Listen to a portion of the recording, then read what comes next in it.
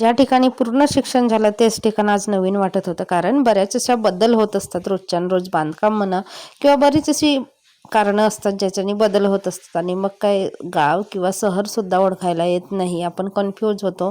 आणि इथे बघा मावशीच्या घरी खेकडे आणले होते भाजी करायला आणि भाजी केली होती, पण मी थोडंसं 2 घास खाऊन बघितली. मी तर कधी खाल्ली पण नव्हती आणि मोठे खेकडे बघितले पण नव्हते, नुसते व्हिडिओमध्ये वगैरे बघितले होते, असे साक्षात डोळ्याच्या समोर नाही बघितली होती.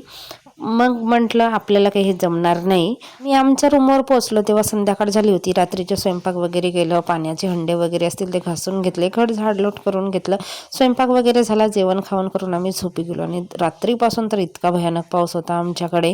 आणि आता असं वाटते की पावसाळ्याचेच दिवस सुरू आहेत. 5-6 दिवस घरी नव्हतं, तर ह्या 5-6 दिवसामध्ये इतका बदल झाला. अपराजिताची जी वेल आहे तिला फुलं लागलेली आहेत, तुम्ही बघू शकता. बऱ्याच वेळ मी बघत होती वाट की कधी फुलं लागतात, कधी फुलं लागतात. फायनली फुलं लागले. इथे लावायच्या बॅग आहेत, ऑनलाईन ऑर्डर केल्या होत्या आणि मी इथे माती वगैरे टाकला आणि लसूण लावले होते. बरेच लावले होते पण माहित नाही पूर्ण जगले नाही, थोडेसेच जगलेले आहेत. खायच्या पानाच्या वेलीला सुद्धा भरपूर पानं आलेली आहेत. इकडे गुलाबाचं झाड होता, त्याला सुद्धा नवीन पालवी फुटली.